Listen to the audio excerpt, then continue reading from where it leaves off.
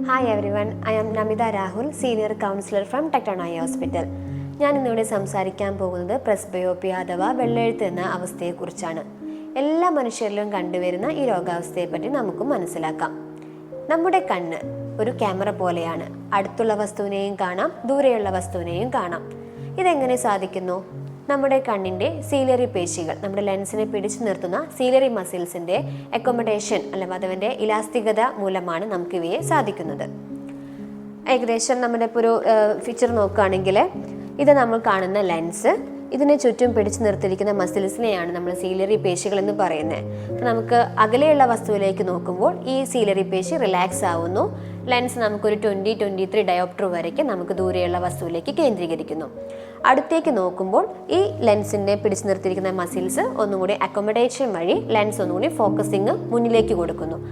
നമുക്ക് ഒരു അടുത്തേക്കുള്ള വസ്തുവിൻ്റെ കണക്ക് പ്രകാരം 3 ഡയോപ്റ്റർ ചേഞ്ച് ആണ് നമുക്ക് ലെൻസിന് സംഭവിക്കുന്നത്.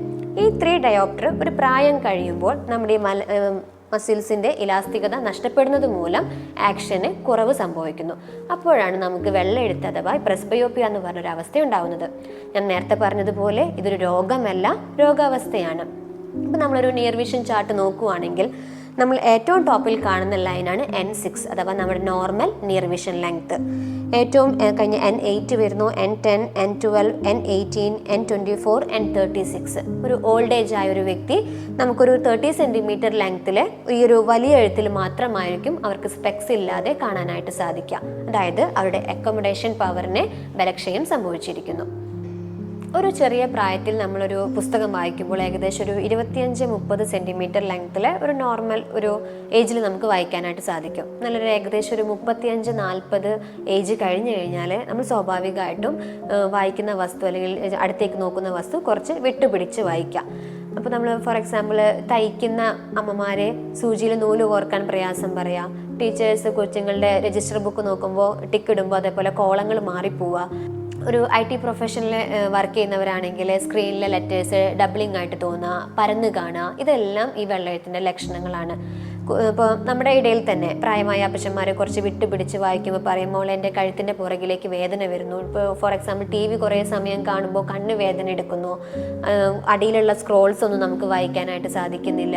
ഇതെല്ലാം നമുക്ക് വെള്ളെഴുത്തിൻ്റെയും അതേപോലെ ദൂരക്കാഴ്ചയുടെയും ചെറിയ ലക്ഷണങ്ങൾ ഇതിൽ വരുന്നുണ്ട്. പക്ഷെ വെള്ളെഴുത്തിൻ്റെ നമുക്ക് കൂടുതലായിട്ട് തലവേദനയും കഴുത്തിന് പുറകിലേക്കുള്ള വേദനകളൊക്കെ വരുന്നത്. നമുക്കിനി ഈ പ്രസ്ബയോപ്പിയ എന്ന് പറഞ്ഞ ഈ അവസ്ഥയെ എങ്ങനെ പരിഹരിക്കാം? അതിന് നമുക്ക് കണ്ണട ഉപയോഗിക്കണം. നമ്മുടെ ഫോക്കൽ പോയിന്റ് നമ്മൾ പഴയ രീതിയിലേക്ക് ഒരു 30 സെൻറ്റിമീറ്റർ ലെങ്ത്തിലേക്ക് ചുരുക്കിയെടുക്കണം. കണ്ണടകൾ പല തരത്തിലുണ്ട്, ഗുണം ഏറെയുള്ളതും ദോഷങ്ങൾ ചെയ്യുന്നതും.